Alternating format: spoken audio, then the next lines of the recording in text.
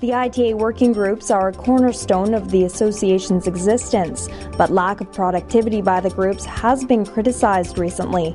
Many wonder who they are, how they do their work, and what they produce. Animateurs of 3 working groups sat with TunnelCast at the ITA Congress in Vancouver in May to answer the critics. The perception that there's very little being done, I think, is completely erroneous. The working groups are made up of technical specialists who provide significant technical information and communicate between each other and develop documents that are state-of-the-art technical documents.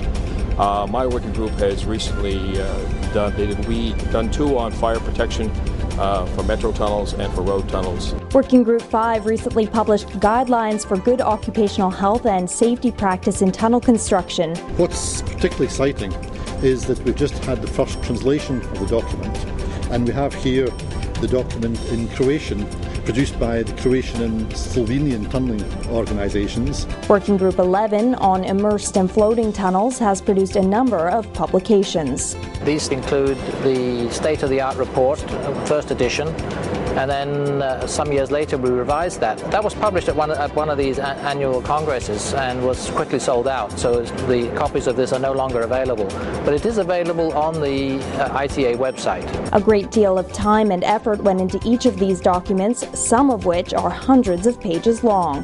That is a lot of work, particularly since they're published in English, and many of the people who write it, English is not their native tongue. These state-of-the-art reports that we have produced, I mean, every time I produce one of those to a potential client or something else, they're so surprised. They have never seen these documents before. In some cases, you get involved in government regulations. So you have to kind of look at everything and still have that, this is the best way to protect something structurally, but you have to look at your local codes and regulations, which may overrule that. And it becomes a very large data search. You go to any one of the documents from ITA and look at the bibliographies in them, and you can get yourself a college education by just reading all the documents that are in them. And the work continues. Working Group 5 is currently conducting a study of working under high compressed air pressure exposures. It's a new phase of compressed air working, few exposures but very high pressure exposures. Meantime, Working Group 11 is also working on a new project which studies better methods of crossing waterways. In which we say that immersed tunnels really is something that should be considered, because very often it is something that could be very competitive. It may even be cheaper. It has advantages and disadvantages. Each animateur described how there is a dedicated core in each working group who shoulder much of the load. For those people, this is a passion for them. It's their work. It's what they do, and they like doing it, and they like to advance the state of the art. It's easy to criticize from the sidelines. It's a lot harder to do when you're actually into it. Many in the tunneling industry, including potential tunnel owners around the world, are unsure how to access the documents. All of the documents that the working groups do are available on the ITA website. All you have to do is Google International Tunneling Association, and it'll come right up. All 3 admitted to problems in the system. In the past, reports have taken as long as 3 years to produce and publish. It is difficult with Working Group 11 because we are spread from Japan, China, Europe, and the Americas, so it is a very wide spread, and we're all very busy people. We only do this as volunteers.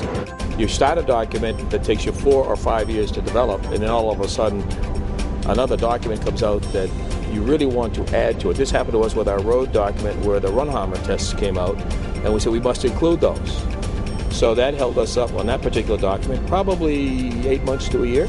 Again, you can only present the document for acceptance here once a year.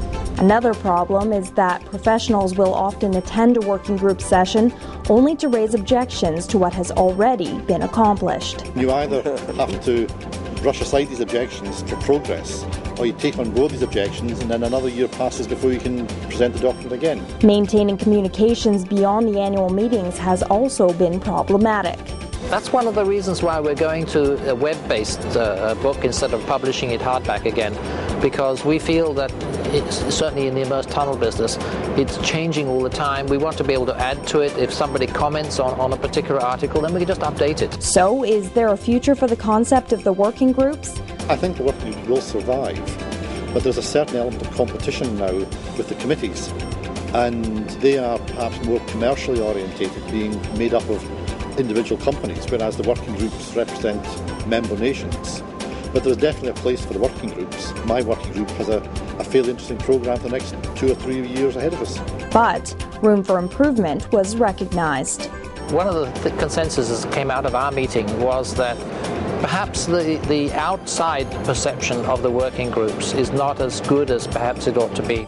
We feel very strongly that we need to be more cognizant of the media, because at the moment there's really no way that people know that we've actually produced something and uploaded it. It is clear that the demands on the working groups is high. What is also clear is the need to streamline the publishing process and improve the awareness of the documents produced. The work goes on.